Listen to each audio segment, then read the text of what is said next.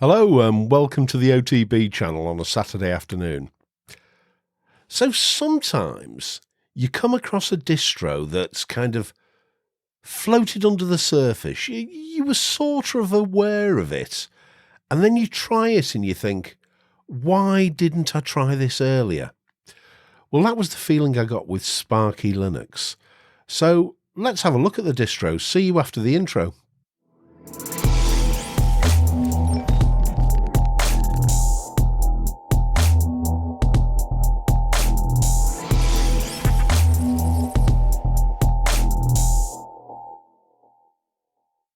Okay, welcome back. So after the last video I did on getting key bindings and notifications working on window managers, I was thinking about what to do this Saturday. And I've got a big long list of different distros to look at. And I thought, well, you know, I've been requested, or I've received multiple requests to have a look at this SparkyLinux. And I've never looked at it, never even tried it out.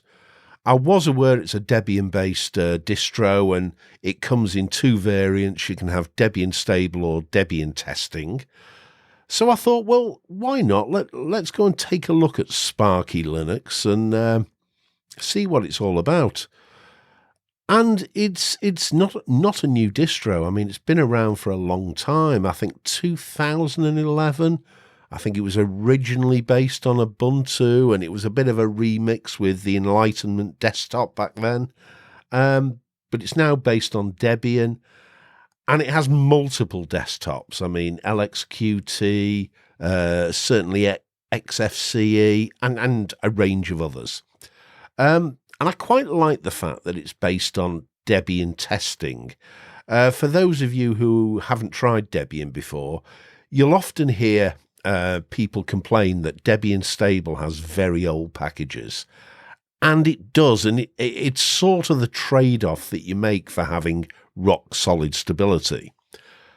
Arguably, for desktop users, the testing distribution is probably better because the packages are going to be more up-to-date. And although it's testing, my experience has been that it's pretty stable on the whole. I used to run testing pretty much all the time until it turned stable, because when the new Debian is released, or a new Debian is released, it's essentially the stable distro that turns into, the testing distro that turns into stable. And I used to run it once it turned stable for 2 or 3 months, before switching back to testing repos, just to allow everything to settle out. But I don't think I've actually done a review of a Debian testing distro, so I thought, well, why not?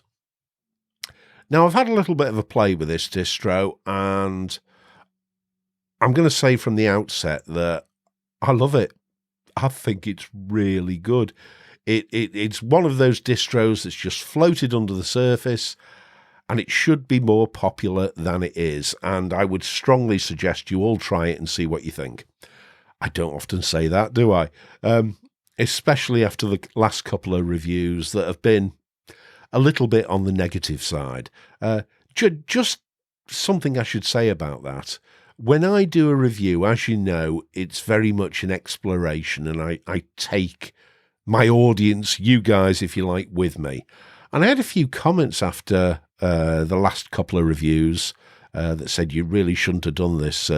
You didn't give it a fair crack. You should have picked something that you knew you liked. What's the point of doing a review of something that I know I like? I want to do a review, really, of something that I don't know whether I like it or not. And the truth comes out during the review. For me, that's the whole point of it. Anyway, let's go and have a look at SparkyLinux's webpage and see what it's all about. Well, they say first impressions count, and I'm really hoping not, because I hate the look of that webpage with adverts right at the top. But anyway, let's get to the guts of it. So here we have SparkyLinux.org, and it's telling us that SparkyLinux is a GNU Linux distribution based on top of Debian. Okay, fast, lightweight, fully customizable, offers lots of different versions. And if we go to the download area, we can download stable, or we can download a semi-rolling release, which is, of course, Debian testing. So let's click Debian testing. I like the fact there's lots of options here about different desktop environments that we can install, and also in various formats. I used the torrent. I can confirm it was fast, and it came down in a couple of minutes. So you can download LXQT, Mate, XFCE, a minimal GUI version, a minimal CLI version, something called the Game Over Edition, which has obviously got all the bits and pieces you need for gaming, the Multimedia Edition, or a Rescue Edition in 64-bit or 32-bit. Okay, all good so far. What struck me, though, was the wiki. Yes, it looks a bit 1990s, I know it does, but I'm always pleased when I see a wiki that actually is quite full. And what we can see here is there is a whole range of editions. They do some what they call home-roasted third-party editions, and I haven't even heard of these. CDE, Draco, Enlightenment, I'm not surprised about, as that's what it started with. Jade, Lumina, Manaquari, NSCDE, Sway, okay, that's a work in progress, and then some third-party desktops, Pantheon, Trinity, BSPWM, Budgie, the list goes on. And then we have the different editions. So the basic full editions that you can install are LXDE, LXQT, XFCE, or Mate. And then they have the minimal editions and the special gaming, multimedia, etc., etc. And they even have an ARM edition for Raspberry Pi. So you can't criticize these guys for not giving you plenty of choices. And one of the things as I was going through here, I noticed that they have something called Aptus, which is a small collection of scripts to help you manage the system's packages. We're going to look at that when we look at the distro itself, and I've actually been quite impressed with that. Really, really would help someone who doesn't like using the command line. And then there's a whole range of different tools, custom tools here. Sparky Auto Start, Sparky Backlight, Codex, Compton, Conky, all pre-configured, which I'm pretty pleased with, including something called Window Manager Logout. Okay, great. Look, there's obviously a lot to this. I think the best thing we can do from here is ignore this 1990s type web page, just fire up the distro and see what we think. So here we are at the Sparky Linux desktop. Now, I've not put you through all the installation because it's a standard Calamaris install. And when I first booted, it was actually nice to see I got a terminal open up on the desktop. It asked me to upgrade. It asked me if I wanted to install Codex, and I just answered yes to everything. I did a full upgrade. I rebooted. Not a problem. Everything seemed to work. And I've had a little bit of a play.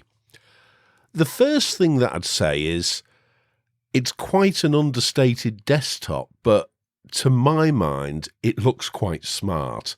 I quite like the theming and the wallpaper. It's XFCE, and it's pretty much how you'd expect XFCE to look. I quite like the little menu icon down here. And you can see, what have we got there? What's that? The whisker menu. Okay, that's great. And by default, there's a sensible number of applications installed.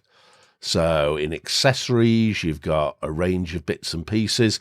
I have installed the odd thing myself. Nitrogen was one of them, and bits and pieces.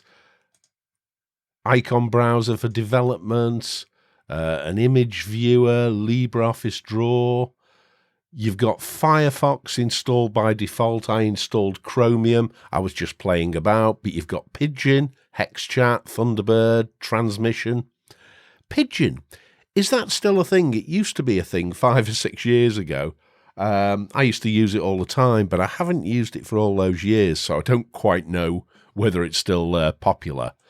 Multimedia, you've got Cheese, Exhale, however you pronounce that. Radio station, the Sparky Tube. What's that? Download and play videos from YouTube. Okay. VLC, Voco Screen NG, a desktop recorder. Okay. And then you've got LibreOffice installed and your settings, pretty standard for the most part. And you've got the system stuff. There's a few things here that I've installed. I've installed Alacrity. I was playing around yesterday with it, seeing how easy it is to install window managers on it. And you've got a couple of specialist tools. If you don't want to use the command line with Sparky, you don't have to. They have a system upgrade tool here. I doubt we're going to find anything because I've done a full system upgrade. It is Debian testing, so they come through much more thick and fast than you'll find with Debian stable. But there you go, my system's up to date. So that's fine. And it will prompt you if there are updates waiting. You'll get a little box in the bottom right-hand corner saying, you know, updates are available. Do you want to update your system? Let's just have a brief look at the desktop settings. We've got a few wallpapers there. You've got the blue Sparky wallpapers. Also, a relatively nice selection in addition to what you get with a standard XFCE. Not that that's too important because at the end of the day, you're always going to install your own wallpaper, aren't you? The menus, the icons. Let's have a look at the control center generally and see what we've got. So if we go to Appearance, we have quite a few XFCE themes installed. It's running Sparky 6, so a custom theme, no doubt. And the icons, it's using Teller icons. Okay. I quite like them. Yeah. I do like them. I think they look good. I quite like that flat look to icons, and I'm a blue man. I prefer blue to a green system. Whenever I've installed Ubuntu Mate, for instance, I always find myself trying to turn it blue from green. So, not a lot to say about it. It's XFCE, but it's pretty good. Let's see what HTOP brings up. 492 megs. Okay, it's a little bit on the higher side for XFCE, but I have been messing about with it a little bit, and as you know, memory tends to climb. But it feels incredibly snappy. I like the look of it. It's a Debian system. You've got Synaptic installed. Let's have a look at that to see what repositories are actually installed here. So if I go into Settings and Repositories and just maximize that for you. So we've got a mix here by the looks of it. You've got the Debian testing or Bullseye repos here and the security updates. And you've then got Sparky's own repos. So you've got the debmultimedia.org repo as well.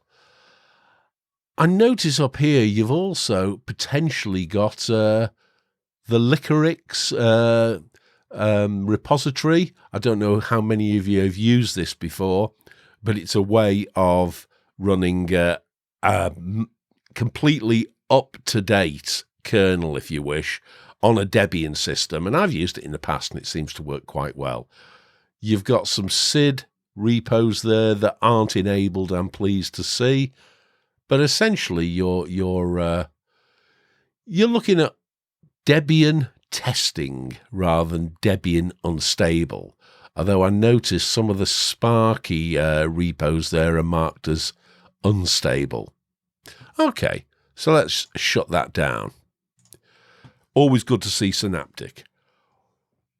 The gem, though, as far as I'm concerned here, is something called Aptus. And you are prompted here to enter your root password. And we'll just wait for that to open. And you get this little customized GUI, basically. And it's got a load of sections down on the left-hand side. And each section has a number of icons. And it allows you to do the vast majority of jobs that you're going to be doing on any system without ever opening a command line. So if we take that first one there, clean user cache, I just double check, tick on it, or click on it, sorry. Have I removed all cache from home directory? Okay, I'll just click OK. And I presume that's done it. Edit custom repositories, let's see what that does. Okay, so cancel. Edit main repository. Okay, it brings up a mouse pad to edit them. Install or reinstall a deb package, fix broken packages, install a package from the repository, refresh the package list. These are, little bits of nothing scripts that are linked up to basic commands, but for a new user, they may find it a lot easier to do this than remember all those commands. Remove non-free packages, remove old deb packages, remove unnecessary packages. Interesting. And as we go down, you get the opportunity here to install codecs. Now, it did offer me the opportunity to install codecs when I first booted, so that's all good. I don't know if it's installed everything. Let's try X264. Yeah, everything's already installed at the moment, I think. Have they been installed? Yeah. So it's done them as a matter of course. But at the end of the day, it's just nice to have this here. You've then got a list of audio players that you could install. So if I wanted to install, I don't know, Clementine, I just click on that. Should I install it? Yes, please. Continue. This is really nice. I'm quite impressed with this because it's not trying to reinvent the wheel. It's basically just giving us a set of scripts. So I've installed Clementine. So if I go into, I don't know, multimedia, there's Clementine. Okay, great. Audio tools. So you've got a range of different tools there that you can install. Video players. Okay, I've noticed VLC. I think VLC is already installed. Yes, it is. But you've got other options here. Video tools. I noticed that OBS seems to be missing, or maybe it's just me that I can't see it. But Kden Live there. Pativi, OpenShot. I'll come back to this at the moment. What you'll see there is a whole range of desktop environments, and we'll come back to that in a second. But you can install games, various Office-related programs, including Microsoft Fonts, should you so wish, graphics. Somebody's put an awful lot of work into just getting this put together. The web, different browsers, including the Brave browser, WaterFox, really nice. Instant messaging, email clients, RSS feeds, applications for file transfer, and then a whole range of systems, including Docker, I noticed, but Clonezilla, Live USB Creator, VirtualBox. I'm just quite impressed by how user-friendly this is. You want Tor? You can install Tor there. Let's come back to the desktop, though. From looking at the wiki and from looking at the Sparky web page, yes, it looks a bit 1990s, of course it does. But nevertheless, I thought the wiki was interesting. You can download a whole variety of different versions of Sparky. But whatever version you install, you can actually, play around with it. So what have we got here? Awesome, BSPWM, Budgie, Draco, Cinnamon, Enlightenment, Fluxbox, the GNOME Shell, well, you can see this. Lumina, LXDE, Mate. I've never heard of NSCDE. OpenBox, PEC, WM, Trinity, WindowMate. Brilliant. I'll tell you what, let's just do an experiment. So just for the fun of it, let's try and install one of these. How about, I don't know, Enlightenment? I believe that was the desktop environment that Sparky originally came with. And we get this little desktop notification. So let's hit install and see what happens. Everything seems to be going as it should. Do I want to continue? Yes, I do. And we'll come back once it's finished. So, the installation of Enlightenment completed, and here you see the Sparky-themed Enlightenment desktop with the desktop menu, which we can also access from down here. And, yeah, I quite like the theming. As soon as I logged into this, it ran a little wizard that asked what kind of settings that I wanted. And here we go. But this isn't all. Fancy installing the awesome window manager? Well, I've just done that. You've even got this little application menu already installed. You may want to fiddle with this. It looks fairly vanilla, but it's installed and you can go from there. What else is on here? Or how about OpenBox? And as you can see, it seems to be quite nicely themed already with a menu, which I don't know what kind of menu's being run here, but it looks a little bit like the JG menu. Okay, so we run a terminal. It looks to me like it's still the XF. Oh, it's the LX terminal there. And so there's your standard floating window manager, all themed. Okay, quite nice. And if I right click that, it actually brings up, well, I don't know what this is, but everything.